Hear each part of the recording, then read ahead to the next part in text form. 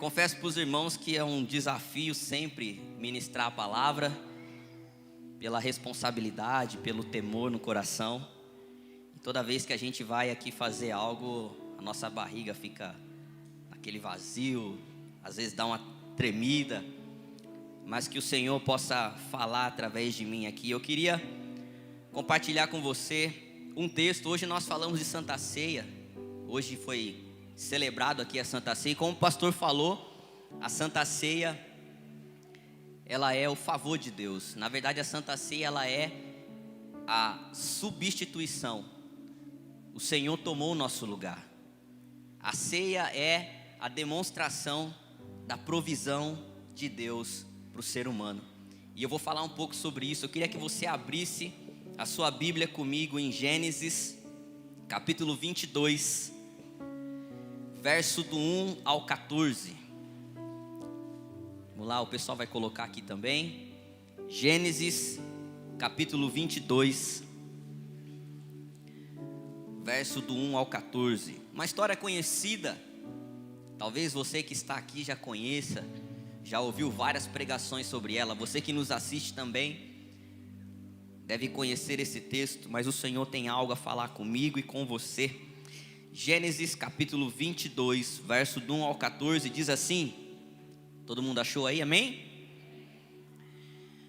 Passando algum tempo, Deus pôs Abraão à prova, dizendo-lhe: Abraão, ele respondeu: eis-me aqui. Então disse Deus: toma o seu filho, seu único filho Isaque, a quem você ama, e vá para a região de Moriá. Repita assim comigo: Moriá. Sacrifique-o ali como holocausto, num dos montes que eu lhe indicarei. Na manhã seguinte, Abraão levantou-se e preparou o seu jumento. Levou consigo 2 de seus servos e Isaque, o seu filho. Depois de cortar lenha para o holocausto, partiu em direção ao lugar que Deus lhe havia indicado. No terceiro dia de viagem, Abraão olhou e viu o lugar ao longe. Disse ele aos seus servos: fiquem aqui com o jumento, enquanto eu e o garoto vamos até lá, e depois de adorarmos, voltaremos. Abraão pegou a lenha para o holocausto e a colocou nos ombros do seu filho Isaque. E ele mesmo levou as brasas para o fogo e também o cutelo, a faca. E caminhando os dois juntos. Isaque então disse a Abraão: meu pai? Sim, meu filho, respondeu Abraão. Isaque perguntou: as brasas e a lenha estão aqui, mas onde está o cordeiro para o holocausto?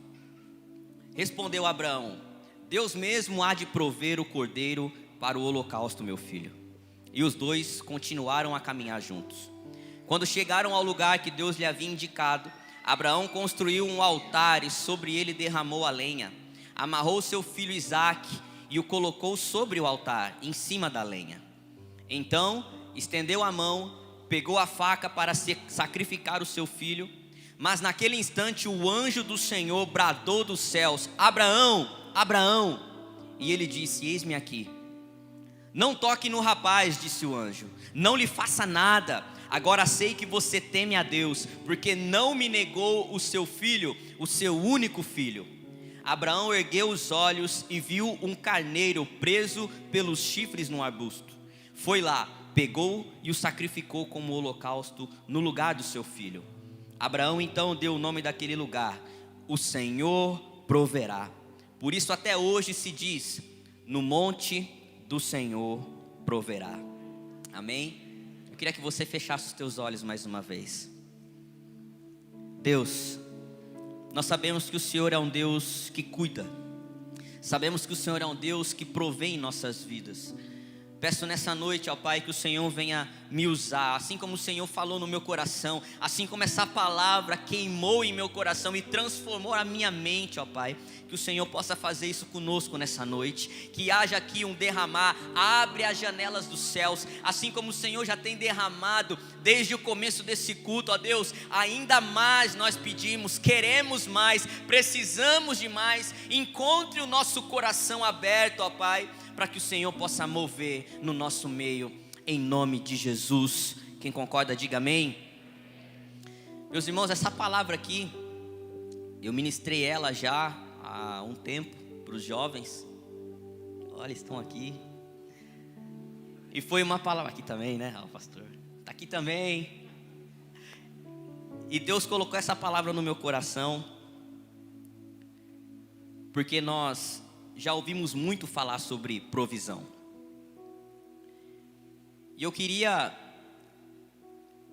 aqui com os irmãos aprender um pouco mais desse lugar chamado Moriá. O tema da minha pregação é Moriá.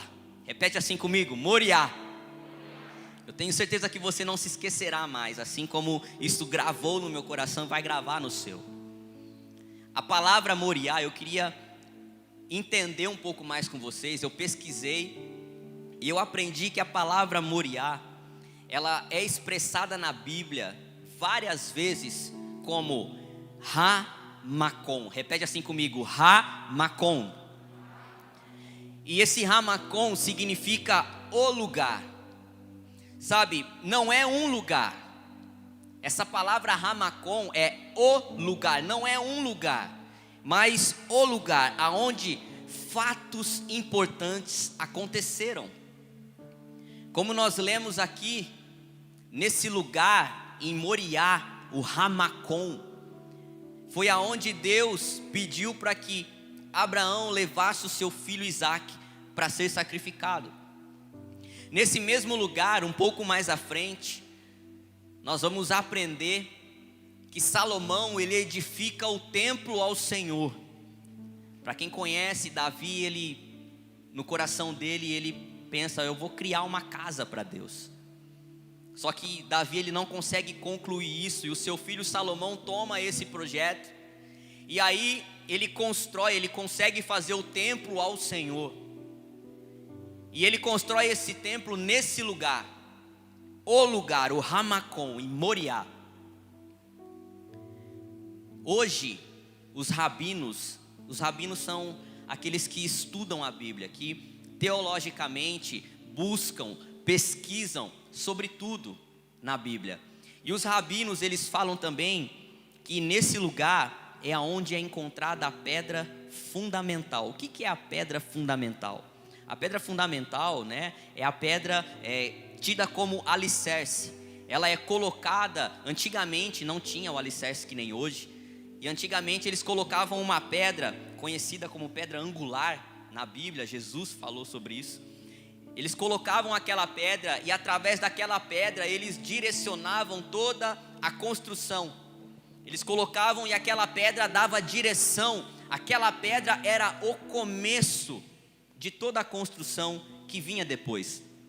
E nesse lugar aqui, o Ramacom, Moriá, é aonde os rabinos dizem que se encontra a pedra fundamental da criação do planeta. Nesse lugar aqui, é como se Deus, ele criou do nada, e quando surgiu, Deus colocou naquele lugar, essa pedra fundamental. É um lugar muito importante, não é qualquer lugar, não é um lugar apenas, não é aquele lugar, é o lugar. E pesquisando um pouco mais, então eu falei, puxa vida, mas o que significa então? Qual é o significado então desse Ramacom? Qual é o significado de Moriá? E Moriá, esse Ramacom, o lugar que nós acabamos de dizer aqui, ele é uma palavra hebraica. E a palavra hebraica, né, o hebraico, a língua hebraica é muito diferente do português. Porque o hebraico, uma palavra, ela tem vários significados. Eles chamam de palavras acrósticas. O que são palavras acrósticas? São palavras em que cada letra daquela palavra tem um significado. E eu pesquisando aqui, eu descobri que esse Ramacom tem um significado. Para você entender melhor, é como se nós pegássemos aqui no português a palavra fé. Vamos pegar aqui um exemplo, a palavra fé. Se nós fôssemos tornar a palavra fé um acróstico, nós poderíamos falar que o F poderia significar fidelidade, e a palavra é esperança, porque fidelidade fala de aliança, fidelidade fala de permanecer fiel, permanecer o mesmo, e esperança de fato fala de nós cremos até o fim. E isso dá o que? O significado à fé. E a Bíblia fala que a fé é o firme fundamento daquilo que nós não vemos e a certeza daquilo que nós esperamos. Então, se nós formos aqui talvez para entender melhor, uma palavra acróstica no hebraico é dessa forma. A frase tem um significado, cada letra possui um significado. E eu pesquisando, eu descobri que essa palavra Ramakom no hebraico significa Makom Adonai Irê, e quer dizer o lugar onde Deus proverá. Repete assim comigo: o lugar onde Deus proverá. Sabe, e quando eu descobri isso aqui, o meu coração naquele momento começou a ser tomado por uma inquietação do Espírito, porque a primeira coisa que eu percebi aqui nessa frase é que não é o lugar onde Deus provê. Não está falando de hoje, não está falando de agora, não está falando desse exato momento do nosso presente, está falando do nosso futuro. É um lugar onde Deus proverá. Não é somente um lugar onde Deus provê o hoje, é um lugar onde Deus já está vendo o nosso amanhã, mesmo que eu e você não estejamos vendo. É um lugar onde Deus já está provendo algo. E quando eu entendi isso aqui, eu orei a Deus, eu falei: Deus, eu preciso ir para esse lugar. Eu preciso estar nesse lugar, aonde eu não vejo, aonde eu não consigo tocar, mas o Senhor já está lá, e o Senhor já proverá naquele lugar. E eu quero te convidar junto comigo a ir para esse lugar. Esse lugar pode ser o seu a sós com Deus. Esse lugar pode ser aquele lugar onde você gosta de orar. Eu não sei se você gosta de orar no seu quarto, ou se você gosta de orar em algum momento, em algum determinado ambiente. Mas o lugar pode ser o nosso momento de a sós com Deus, aonde nós temos nossa intimidade ali com Deus. O lugar pode ser também a igreja, aonde nós viemos aqui de segunda, de quarta, nós aos sábados, Cauã, que ontem estava top. Pode ser também o culto de hoje, esse Makom Adonai Irê, pode ser o culto, o lugar onde nós somos ministrados por Deus, aonde Deus revela a palavra dele a nós. Esse lugar também pode ser a sua caminhada cristã, pode ser a sua vida cristã, o que você tem trilhado até hoje, eu não sei, querido. Mas nós precisamos ir ao lugar aonde Deus proverá sobre nós. E eu tenho certeza que o Espírito Santo tem ministrado aí no seu coração. Moriá, o lugar aonde Deus proverá. Eu tenho certeza que aqui nessa noite Deus proverá sobre a sua vida. Você vai sair daqui totalmente com uma mentalidade diferente daquilo que você não tem enxergado, mas que de fato Deus já tem feito na minha e na sua vida. Nós precisamos somente ir até esse lugar. E para nós chegarmos nesse lugar, para nós irmos até o lugar onde Deus proverá, nós precisamos aprender algumas chaves que levaram até lá, que nos levarão até lá. Assim como levou também Abraão. Nós precisamos aprender algumas chaves que vão nos conduzir até o lugar onde Deus proverá sobre nós, assim como Abraão aprendeu. E a primeira chave que eu quero compartilhar com você nessa noite, para que nós possamos ir até esse lugar e para que nós possamos também sermos alvos da provisão de Deus. A primeira chave é: obedeça a voz de Deus. Fala assim comigo: obedeça a voz de Deus. Vira para o irmão que está do seu lado e fala assim para ele: obedeça a voz de Deus. Lá em Gênesis ainda, você está com a sua Bíblia aberta aí, Gênesis capítulo 22, vamos ler do 1 ao 3. Gênesis 22, do 1 ao 3, diz assim: passado algum tempo, Deus pôs Abraão à prova, dizendo-lhe: Abraão, e ele respondeu: eis-me aqui. Então disse Deus: toma o seu filho, o seu único filho, Isaque, a quem você ama, e vá para a região de Moriá. Sacrifique-o ali como holocausto num dos montes que eu lhe indicarei. Na manhã seguinte, Abraão levantou-se, preparou o seu jumento, levou consigo 2 de seus servos e Isaque, o seu filho. depois de cortar lenha para o holocausto, partiu em direção ao lugar que Deus havia indicado. Queria compartilhar com vocês a primeira chave para que nós possamos ser alvos da provisão de Deus e irmos até o lugar onde essa provisão acontecerá. É obedecermos à voz de Deus. Sabe, queridos, o que Deus tem te pedido? O que é que Deus tem te pedido? O que Deus tem te pedido hoje? O que é que Deus te pediu ontem? O que é que Deus tem te pedido durante a semana? Será que Deus tem te pedido mais tempo?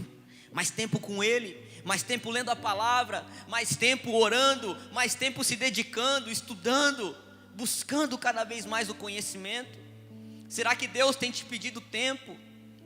Será que Deus tem te pedido fidelidade, como nós falamos aqui? Será que Deus tem pedido para que nós permaneçamos fiéis, mesmo em meio a tantas tribulações, mesmo em meio a tantos ataques? Você que nos assiste em casa, será que Deus tem nos pedido fidelidade? Será que Deus tem nos pedido, muitas vezes, relacionamentos errados? Será que Deus tem falado assim: olha, pare com isso, pare de andar com essa pessoa que não te edifica, que não te leva para mais perto de mim, mas que de fato faz ao contrário, te afasta dos meus caminhos? Será que Deus não tem nos pedido os nossos relacionamentos errados? Será que Deus não tem pedido os nossos pecados? Sabe aquelas coisas que a gente faz, que só a gente sabe. O pessoal que foi para o encontro aí nas últimas semanas, lembra? O que o Espírito Santo faz? Ele vem, dá para mim, esse aqui. E a pessoa entrega, e ele fala: não, agora eu quero esse. Deus consegue ver todos os nossos defeitos e falhas e os nossos pecados. E Ele começa a pedir, mas às vezes a gente não quer entregar todos. E a gente tenta segurar um, guardar um. Será que Deus não tem pedido?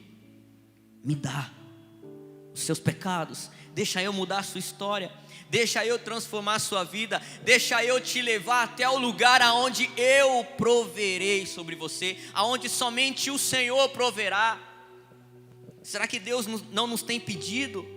Meu querido, nós só provaremos a provisão de Deus se nós obedecemos a sua voz, se nós obedecemos a sua palavra, se nós obedecemos a Bíblia. Não tem outra maneira. Deus só nos levará ao lugar onde Ele proverá se nós obedecemos a sua voz. Você acha que foi fácil aqui para Abraão? Foi fácil para Abraão? Às vezes a gente olha para esse texto e a gente fala assim, ó: Abraão é o pai da fé. Abraão de boa, levou o filho na boa. Quem aqui é pai? Quem aqui é mãe também? Pai e mãe. Se Deus pediu o teu filho, você entrega de boa? Se Deus falar assim, ó, me dá seu filho, você vai lá entregar o seu filho assim, ó: ei, Deus pediu meu filho, agora eu vou entregar. Você acha que Abraão foi assim? Foi difícil, não foi fácil entregar, mas Abraão obedeceu a voz de Deus. E eu quero nessa noite,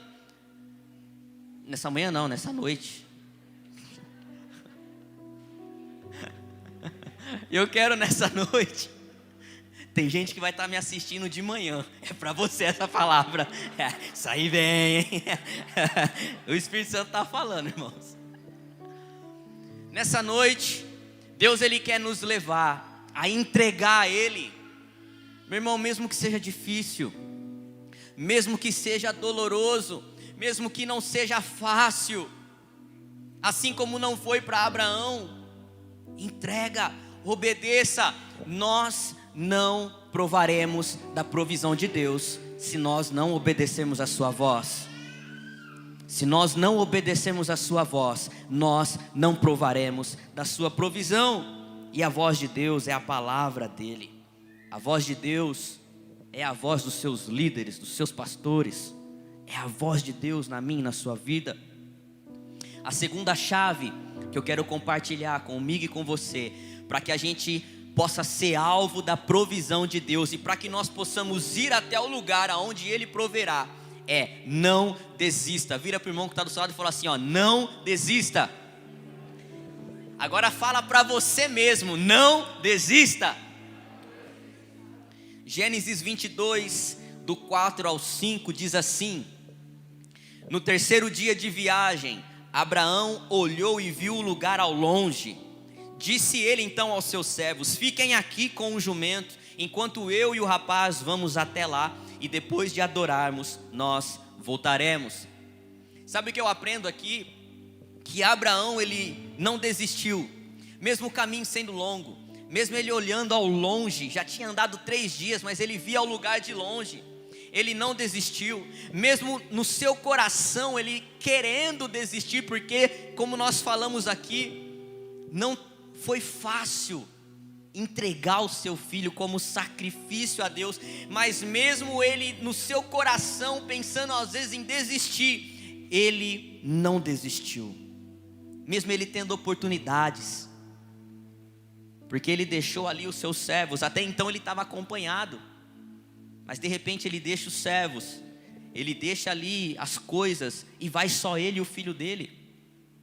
Ele poderia ali no meio do caminho ter falado: quer saber, vou dar um jeitinho aqui. O brasileiro sempre gosta de dar um jeitinho, né?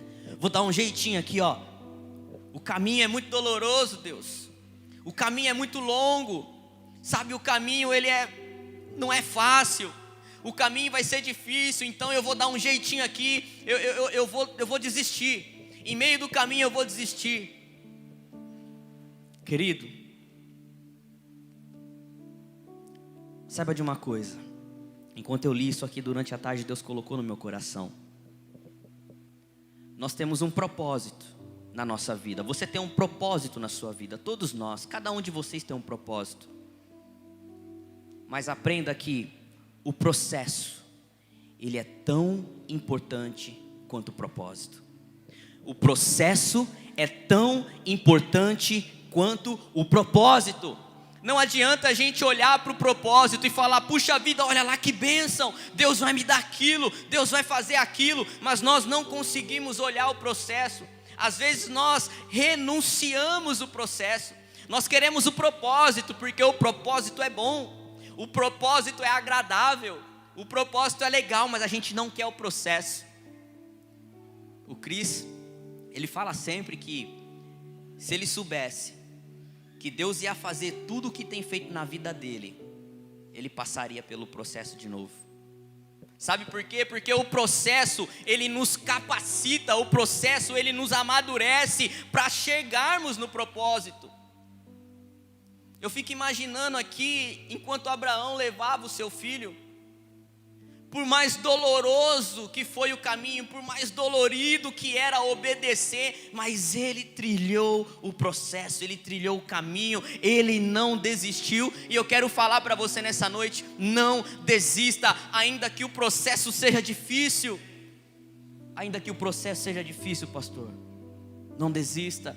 Ainda que o processo seja doloroso, não desista, igreja. Talvez o seu processo tenha sido difícil, talvez o seu processo tenha sido doloroso, aquilo que Deus tem te dado, aquilo que Deus tem te pedido, aquilo que Deus tem tentado fazer na sua vida, mas para chegar no propósito e usufruir dele na plenitude que Deus quer, nós não podemos negar o processo. Não desista, mesmo que o caminho seja longo, permaneça no processo, assim como Abraão fez. Ele chegou até Moriá, ele passou pelo caminho longo, ele passou pelo processo. E a terceira coisa que eu quero compartilhar com você nessa noite, a terceira chave que eu quero compartilhar comigo e com você, para que nós possamos ir até o lugar onde Deus proverá sobre nossas vidas. Essa chave é: faça a sua parte. Vira para o irmão que está do seu lado e fala assim: faça a sua parte. Gênesis 22, lá no verso 6, diz assim: Abraão então pegou a lenha para o holocausto e a colocou nos ombros de seu filho Isaque. E ele mesmo levou as brasas para o fogo e também o cutelo, a faca, e caminhando os dois juntos. Meu querido Abraão, ele preparou e levou tudo o que ele precisava para sacrificar o filho. Ele fez a parte dele. Qual era a parte de Abraão? Era levar o filho, mas também levar o que era necessário para o sacrifício. Nós precisamos entender que nesse caminho, que nesse processo, nós precisamos fazer a nossa parte. Nós precisamos também ter a nossa atitude. Deus pode prover sobre nós, Deus proverá sobre a sua vida, porque Ele é poderoso, mas nós precisamos fazer a nossa parte. E qual seria a nossa parte? Aqui no lugar de Abraão, aqui ele levou o que? Ele levou a lenha, ele levou uma chama, né, um fogo, e ele levou também o cutelo. E eu falava, Deus, o que isso tem a dizer? O que isso serve para nós? E eu fui pesquisar o que significava cada item desses que ele levou. E eu aprendi que a lenha, fala assim comigo, lenha. A lenha é o combustível para o fogo. Quando o sacrifício ia ser feito, eles colocavam lenha em todo lugar, porque na hora que eles colocassem o fogo, aquela lenha ia servir de combustível, ou seja, o fogo ia se espalhar, o fogo ia aumentar. Ela era o que? O combustível para o fogo. E aí eu fui pesquisar do fogo, né? Todo mundo fala assim, mas você foi pesquisar do fogo? Fogo é fogo, irmão, né? E eu aprendi que aquele fogo que eles estavam levando, acredito eu que talvez poderia ser num pedaço de madeira, pegando fogo na frente, na ponta. Aquele fogo era a chama responsável para começar a fogueira. E nesse momento algo queimou no meu coração, porque Deus não nos chama para sermos brasas apagadas, sabe? Deus nos chama para sermos o quê? Chamas acesas. Deus nos chama para nós sermos a chama que vai incendiar. Deus nos chama, sabe? Às vezes a gente vem para o culto e a gente chega aqui no culto e fala assim, nossa, hoje se o louvor tocar aquela música, aí eu vou pegar fogo aqui. Não, se hoje o pastor pregar e de repente, aí a gente vem querendo ser incendiado, mas na verdade, eu e você somos a chama. Quando nós chegamos no lugar, é a nossa função fazer o lugar pegar fogo. É nossa função acender aquilo que vai incendiar. E você pode fazer isso no seu trabalho, você pode fazer isso na sua casa, você pode fazer isso na igreja, você pode fazer isso na faculdade, na sua escola. Deus te chamou para ser chama. Assim como a chama aqui significava o quê? Aquilo que ia começar a fogueira. Deus tem levantado pessoas para começarem um avivamento, para começarem um fogo. E eu fui pesquisar também sobre o cutelo aqui, sobre a faca. E por mais simples que pareça, a faca era usada para tirar a vida do animal. Você fala assim, isso com certeza. Mas aí eu me perguntei, eu falei assim, o que acontece depois que os sacerdotes tiravam a vida dos animais? Depois que eles causavam a morte daquele animal. Eu fui pesquisar o que significava a morte. Eu pesquisei bastante, irmãos. E eu cheguei a uma conclusão legal de que a morte, ela é a separação entre o fôlego da vida e a alma.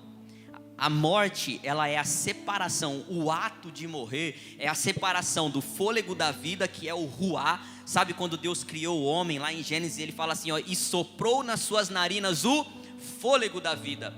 No ato da morte acontece a separação desse fôlego da vida, desse espírito que foi soprado em nós, do nosso ser vivente, que é a alma. E aí então Deus me trouxe na mente um texto lá de Hebreus 4:12. Eu queria que você pegasse esse texto comigo. Hebreus 4:12. Se você está com a sua Bíblia aí, você que está em casa, nós também vamos passar aqui. Hebreus capítulo 4, lá no verso 12, diz assim: Pois a palavra de Deus é viva e eficaz, é mais afiada que qualquer espada de 2 gumes, ela penetra ao ponto de dividir a alma e espírito, juntas e medulas, e julga os pensamentos e intenções do coração. E eu falei, uau, então eu entendi. O objeto usado para causar a morte daquele animal no sacrifício era a faca.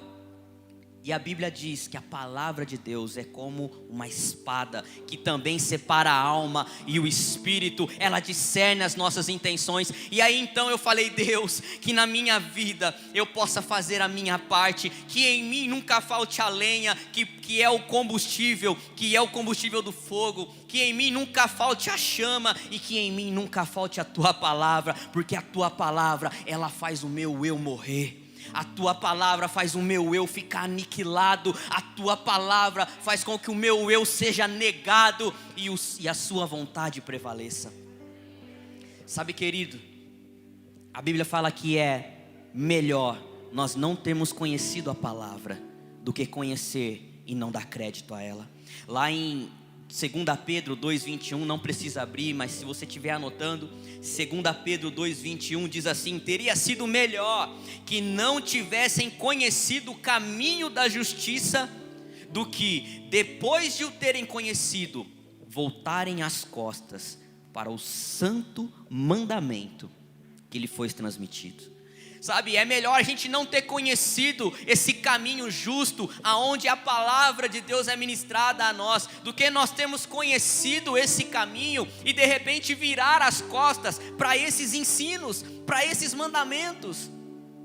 Então que na minha e na sua vida, querido, nunca falte a nossa parte. Faça a sua parte. Seja você combustível para o fogo do Espírito Santo. Seja você a chama que vai incendiar as pessoas ao seu redor. Tenha no seu coração a palavra, que é a espada que vai fazer o seu eu morrer, o meu eu morrer a todo momento. A quarta coisa que eu quero compartilhar com você, a quarta chave, para que nós possamos ir até o lugar aonde Deus proverá, e para que nós possamos ser alvos dessa provisão: professe palavras de fé e dependência.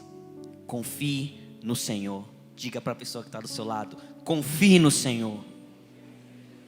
Olha só, lá em Gênesis 22, versos 7 e 8, diz assim: Isaque disse a Abraão, seu pai: meu pai? Sim, meu filho, ele respondeu. Isaque então perguntou: as brasas e a lenha estão aqui, mas onde está o cordeiro para o holocausto? Então respondeu Abraão: Deus mesmo há de prover o cordeiro para o holocausto, meu filho. Sabe, queridos, nós precisamos ter em nossa boca palavras de fé. Nós não podemos em momento algum, independente da circunstância, independente daquilo que nós vivemos, deixar que palavras de morte, de derrota, de desânimo, de decepção cheguem à nossa boca e sejam proferidas.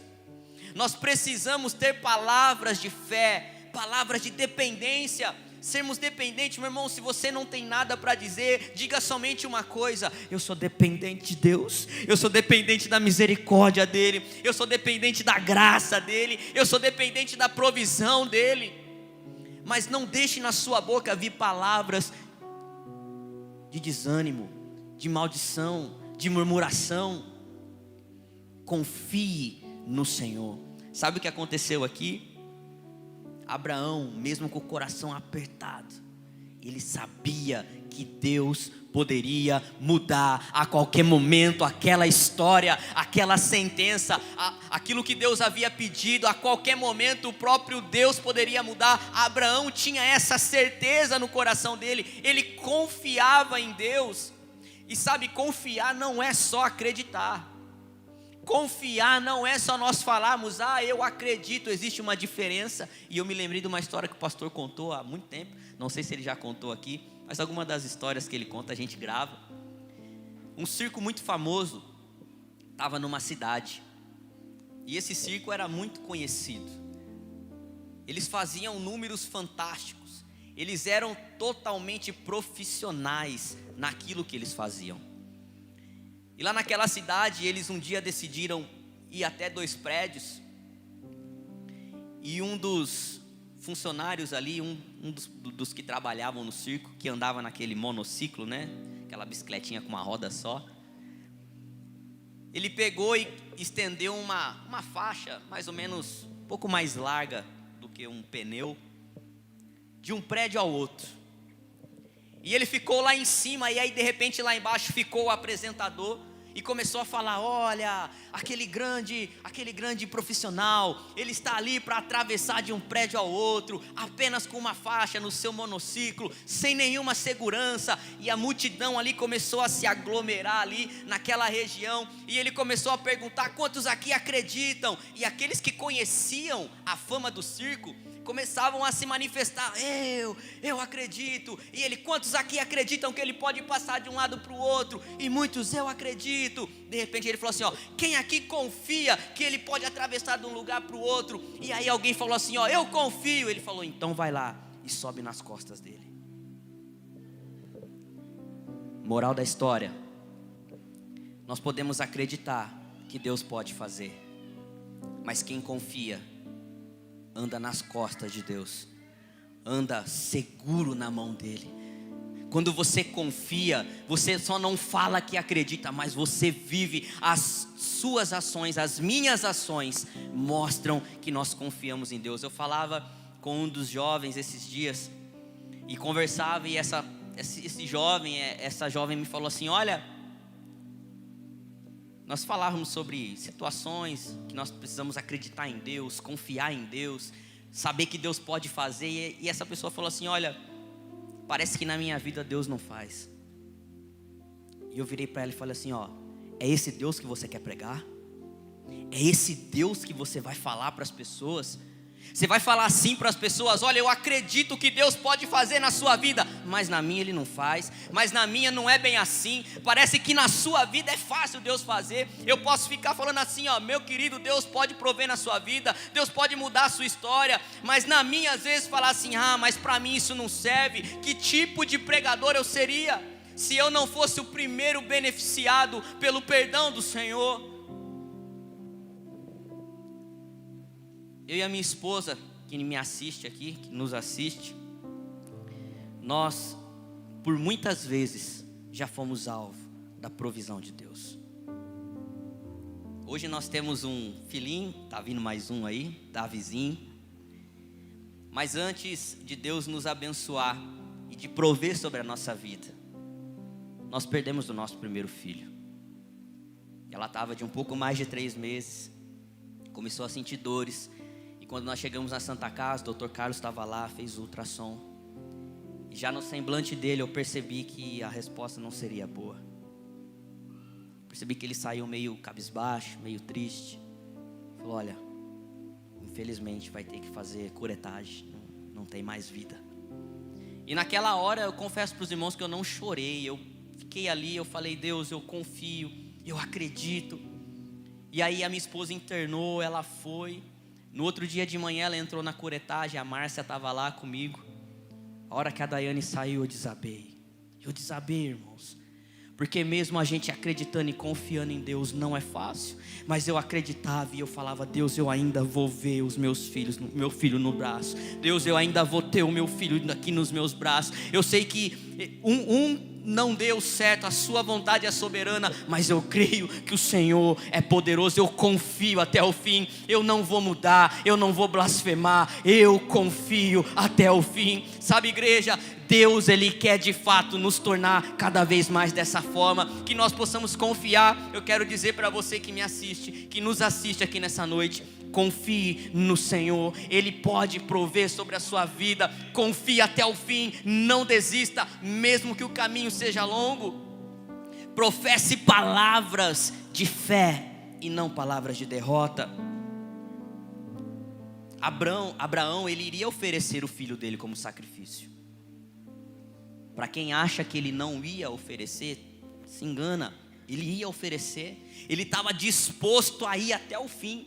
Ele estava disposto a fazer, a cumprir aquilo que Deus havia falado para ele, tudo porque ele confiava que o mesmo Deus que pediu o seu filho da promessa, poderia cumprir a promessa dele de qualquer outra forma. Sabe, Deus pode ter te pedido algo, Deus pode talvez ter te tirado algo, mas saiba, confie que Deus ainda pode prover, Deus ainda pode cumprir aquilo que Ele prometeu na sua vida.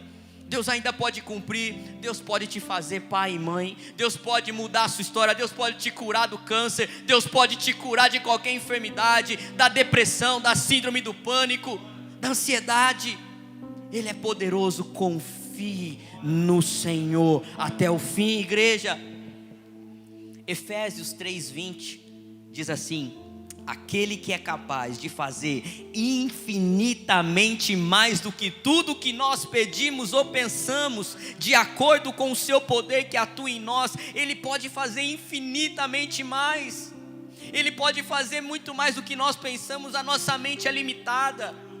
Você não está no seu amanhã, você não está no seu ontem, por mais que você já passou. O hoje, talvez eu e você nós possamos moldar, mas o nosso amanhã é só Deus que pode ver, e é só Deus que pode prover para nós aquilo que nós ainda não sabemos. Por isso confie no Senhor, confie no Senhor. E a última chave que eu quero compartilhar com você, para que nós possamos ser alvo da provisão de Deus, e para que nós possamos ir até o lugar aonde Deus proverá sobre nós, sobre a sua casa, sobre os seus filhos, sobre a sua família, sobre a igreja. A última chave que eu quero compartilhar: Deus é Deus de provisão quando não há mais jeito.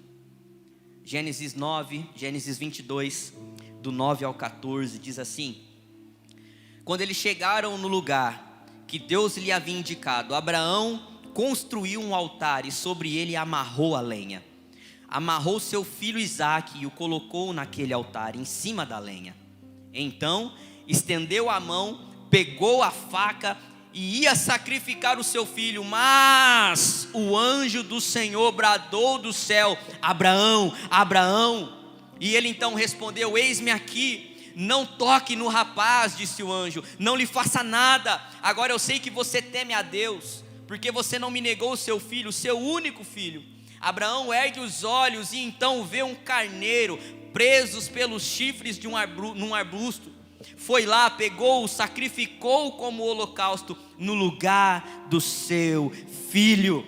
Abraão então deu o nome daquele lugar: o Senhor proverá. Por isso até hoje se diz: no monte do Senhor proverá. Igreja, nessa noite eu quero te motivar, eu quero te inspirar a crer que Deus é Deus de provisão, mesmo quando não há mais jeito.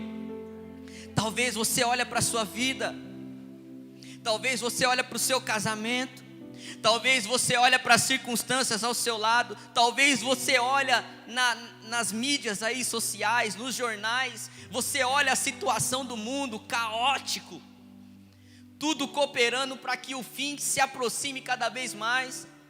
Talvez você olhe para a sua família e diz: não tem mais jeito, eu já tentei fazer de tudo, eu já tentei fazer qualquer coisa para que isso se resolva, mas não tem mais jeito. Talvez você olhe para os teus filhos na droga, como a nossa irmã muitas vezes olhava e falava: parece que não tem mais jeito. Mas meu querido, Deus é um Deus que faz dar um jeito. Deus é Deus de provisão. Deus é Deus de provisão. Abraão, ele estava disposto a ir até o fim. Talvez Abraão, ele pensou ali no momento, a hora que ele pega. Pessoal, aqui eu já falei, eu sou meio doido, eu entro no texto mesmo, eu viajo. Eu fico imaginando Abraão com a faca e de repente ele pensando assim: não tem mais jeito, eu vou ter que dar a facada, não tem mais jeito, não tem mais jeito. A hora que ele vai, ele ouve uma voz: Abraão, Abraão, para, não precisa, porque eu vi que você é fiel e temente a mim. Eu já provi um sacrifício para mim. E de repente Abraão olha e ele vê um carneiro, ele cata aquele animal e ele sacrifica aquele animal no lugar do seu filho. Deus, ele pode mudar a nossa história. Deus, Ele pode mudar a sua história. Ele pode fazer aquilo que não tem mais jeito, dá jeito. Deus é poderoso. Quando você achar que não tem mais jeito, saiba que Deus é Deus de provisão. Ele está provendo sobre a sua vida. Ele está provendo sobre a sua casa. Ele está provendo sobre a sua família, sobre os seus filhos. Ele está provendo sobre o seu casamento. Ele está provendo sobre a sua faculdade. Ele está provendo sobre a sua vida financeira. Ele está provendo sobre aquela situação que você julga impossível. Você que nos assiste, Deus está provendo sobre aquilo que você já desistiu, aquilo que você já taxou como não dá mais, não tem mais jeito. Deus proverá sobre essa situação, porque nós temos um Deus que provê. Nós temos um Deus que provê. Eu sou alvo da provisão de Deus. Você é alvo da provisão de Deus. Nós somos o alvo. Sabe, houve um momento na Bíblia onde parecia não ter mais jeito. Houve um momento na Bíblia onde parecia que não ia dar mais, que não tinha mais jeito. Os homens se afastaram de Deus. O pecado então reinava. Deus, Ele não falava mais com o homem. Deus não levantou mais profetas durante 400 anos. 400 anos a Bíblia diz que Deus não levantou profetas. Deus não falava com o povo. Sabe essas 4 folhinhas? Quem tem as Bíblias mais antigas, as 4 folhinhas lá em branco? Eu lembro, não é para aquilo não. Cadê o Zé? Cadê o Zé? Não é para aquilo não, Zé. Aquelas 4 folhinhas significam 400 anos da ausência de Deus com o povo. Imagine, irmão, 400 anos onde Deus não falava com o povo, aonde Deus não se manifestava, aonde nenhum profeta se levantava. Imagina o povo de Deus ali. Deus, o Senhor não está me ouvindo?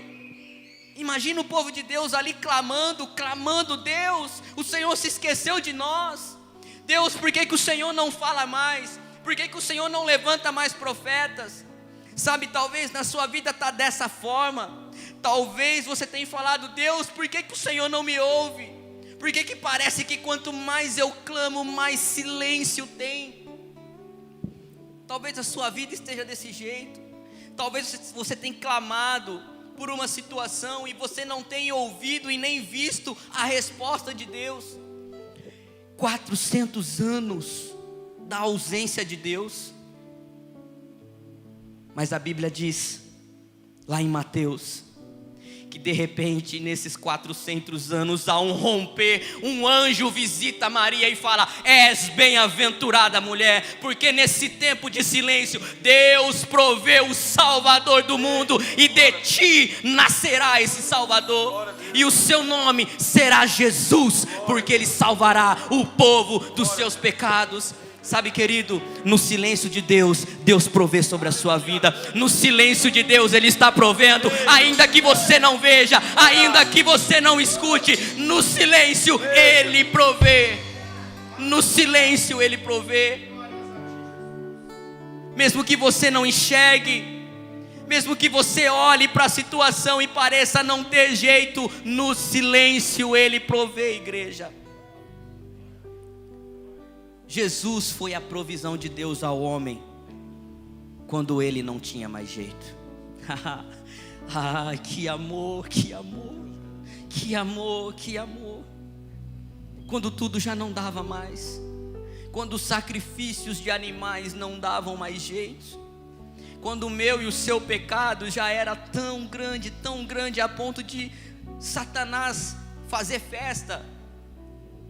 Sabe, Satanás batia a palma, tá vendo? Até Deus se esqueceu.